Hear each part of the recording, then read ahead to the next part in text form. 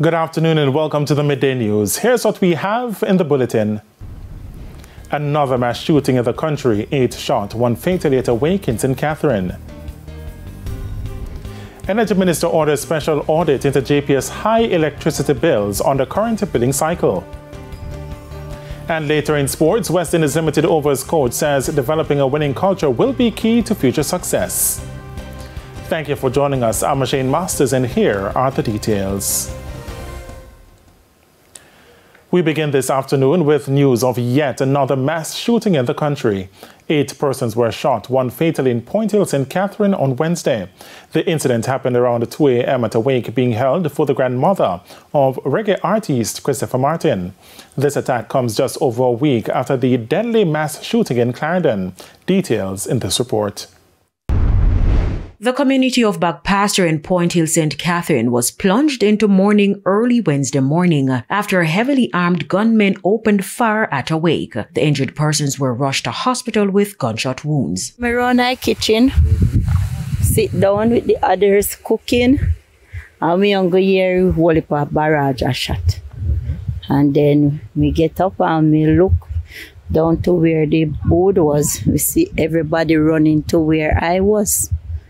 And it was just chaos. Right now, like me I walk, but I'm in a daze. My first reaction, I left from around the back because I heard my sister here, she was screaming and calling for her children and asked where her children was. And we held on to her and said, they are here, they are there, they are there, and they are okay. And when we're there, and I heard somebody come and said to me, called my name, and she said to me, call somebody because my nephew got shot.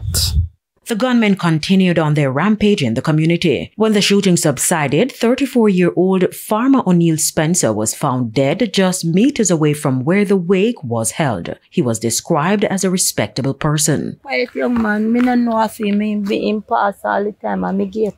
Very respectful young man to me. Me no know if me no know. In a post on his Instagram account, Christopher Martin commented on the incident, condemning the heinous act while extending sympathy to the families of those affected. The police are investigating. Kerry-Ann Simpson, TVJ News. In the meantime, head of the St. Catherine North Division Superintendent Hopton Nicholson says the incident is not due to a reprisal but a feud between community members. Amidst claims and counterclaims between the government and the Jamaica Public Service Company over the hike in electricity bills for some JPS customers in July, the government will be launching a special audit into the increase. Energy Minister Darrell Vaz made that declaration at a press conference at the ministry's head office in St. Andrew this morning. Kalisha Williams was there. Thank you. So the press conference ended a few minutes ago, and I will start with the action the government will be taking. So many of you may be aware that a lot of JPS customers saw a drastic increase in their July bills. Some saw as much as 100% increase in their bills for July after the passage of Hurricane Beryl. Well, Energy Minister Darrell Vaz said a few moments ago that the government will be launching a special audit into the increase in the July bills for JPS customers. I know many of you would also remember that JPS had explained that the reason for the increase in the JPS bills for July was due to fuel charges, because they had to switch from liquefied natural gas, LNG, to automotive fuel, diesel fuel, ADO, in preparation for Hurricane Beryl. And ADO, according to JPS, is twice as expensive as LNG. And they wrote to the Finance Ministry expressing those concerns that customers would see an increase because they had to switch to ADO. Well, Mr. Vaz also indicated that JPS applied for and got a 91% concession, which worked out to be about over $350 million, which would reduce the burden on customers. Mr. Vaz also indicated that based on his conversation with Petrojam, customers should only have seen a 6% increase in their bills. So he's rejecting the claims by JPS that the reason behind the increase was due to increase in fuel charges. Now, I'll have more updates on this story in Primetime News at 7. Thanks, Kalisha. Now, more news from the energy sector. Despite its announcement of a probe into billing practices of the JPS, the Office of Utilities Regulation, OUR, continues to face criticisms from the Energy Minister. Darrell Vaz says the OUR's performance in protecting JPS customers has been a disaster. Giovanni Dennis has this TVJ News follow-up. Since taking charge of the energy portfolio, Darrell Vaz believes regulator, the Office of Utilities Regulation, OUR, has inspired little confidence. Based on my experience in Beryl, and I can only speak for myself as minister personally, yes, the OUR has been absolutely a disaster in protecting the customers of the JPS in this Beryl saga. Mr. Vaz is taking issue with the tone of the OUR's response to concern he raised with the entity regarding protection of vulnerable customers struggling since Beryl. Their statements are very clear that after the recovery and the restoration is when they will do their deep dive and come up with whether or not there is need for regulatory change, legislative change, or any sanctions that will be imposed on JPS. That alone tells the whole story. So who is protecting the people? Mr. Vaz says despite his outcries and appeals, he feels toothless. No bite. I only have bark.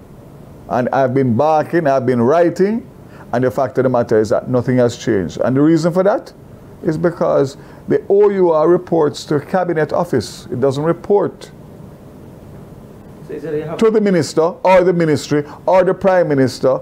It reports to the Cabinet Office, and therefore there's a firewall between the ministry, the government, and the OUR and JPS. In the meantime, Mr. Vaz says he has been meeting with the new president and CEO of JPS, and he is giving him time to improve the service of the Light and Power Company. The opportunity now to review what has taken place in relation to these bills that have been sent out and to make a conscious decision as to how we go forward. And I've indicated that to him that in no uncertain terms. He can either continue with the old JPS, or we can come in and revolutionize the JPS and how they think and how they treat their customers. Giovanni Dennis, TVJ News. In other stories, President-elect of the JTA, Mark Malaba, is adamant the legal issues facing the organization should not be discussed publicly by the JTA's leadership. Mr. Malaba stormed out of the 60th annual JTA conference on Monday after immediate President Leighton Johnson accused him of misleading the conference about the legal matter. In downplaying the outburst, Malaba says it was all a part of a heated discussion. This is the annual conference, and as such, debates will get robust. I think it's the nature of what we do within the JTA in terms of discussions and putting matters to the fore, and that's what it is. I don't think much of it. Sometimes we will have strong opinions on different matters, and I think that was what was expressed. It was still nonetheless respectful, but robust. When asked by TVJ News why he left the conference, Mr. Malaba said it was to address matters at Yellis High School, where he is currently the principal. It was an internal discussion. It really was not meant for media consumption. It's a part of that level of robust debates that we tend to have internally. And it is what it is. There are discussions, again, we'll have difference of opinion, but it really was not for the public's concern. Now, immediate past President Leighton Johnson described the legal battle between former President LaSonia Harrison and the association as costly, a comment which seemingly disappointed Mr. Malaba. And it's time for a break here on the Midday News, but stay with us, more stories when we return.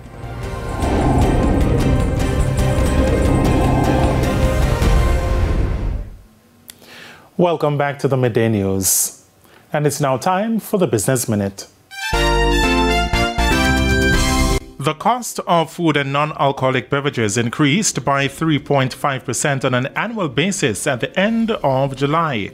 Statin says average prices in the group were up 1.9% for the month of July alone, with food prices up 2% compared to June. A 7% rise in vegetables, tubers, plantains, cooking bananas and pulses contributed to the segment's increase. There was a 0.3% increase in the average cost of non-alcoholic beverages. All classes in this group increased due to higher prices for fruit juices, teas, and carbonated beverages. Further afield, Google must face a lawsuit over Chrome's controversial data collection. That's what a federal appeals court ruled on Tuesday. The panel of 3 judges reversed a lower court decision to dismiss the lawsuit, which claimed Google Chrome collected data without users' permission. The appeals court said there was a discrepancy between the way Google marketed its privacy policy and the way that it collected some data. The lawsuit claims that Google misled Chrome users who had not enabled Chrome Sync, which saves passwords, open tabs, and more to your Google account when open on multiple devices. Now the case will go back to the lower court for trial. And that's it for the Business Minute. And here's a preview of what's coming up in this evening's Health Report. In this evening's Health Report, we'll look at Mpox, the virus formerly known as monkeypox. There has been some amount of increased activity with Mpox over the last few months, and there has been persistent spread. Not at an alarming rate, but in certain parts of the world, there has been a persistent spread, which has raised the alarm bells for public health practitioners. Also, this variety of Mpox virus that we're seeing carries a higher mortality, meaning a greater risk of it being able to kill you than, say, the one we saw maybe about 2 years ago. So that's the rationale behind persons being a little bit more alert to the risk of acquiring Mpox. That's the Health Report in Primetime News at 7. And now for today's Healthy Living tip. Get vaccinated. Practice good hygiene. Avoid close contact. Avoid touching contaminated surfaces. And wear protective gear. Time now for the top regional and international stories. In the region, the 3-member Caribbean Community CARICOM Eminent Persons Group EPG has ended a 6-day visit to Haiti, saying they felt it was necessary to evaluate the progress of the transition process now taking place in the French-speaking CARICOM country. A statement issued by the EPG said the visit allowed them to be in a position to report to CARICOM leaders and that the visit permitted an exchange of views and dialogue with representatives of a wide spectrum of Haitian society, including the Director General of the Haitian National Police, as well as the leadership of the political parties. On the international scene, a bus carrying Pakistani pilgrims overturned in Iran, killing at least 28 passengers. The crash happened on Tuesday night in the central Iranian province of Yazd. Another 23 passengers were injured, 14 of them critically. The pilgrims were traveling from the Sindh province in Pakistan to Iraq's holy city of Karbala to commemorate one of the biggest events in the Shia calendar. It's understood that a defective braking system was the cause of the crash. And those were the top regional and international stories. I'm Nakinsky Robinson. And we head to a quick break. When we come back, Renardo Brown will have your midday sports report.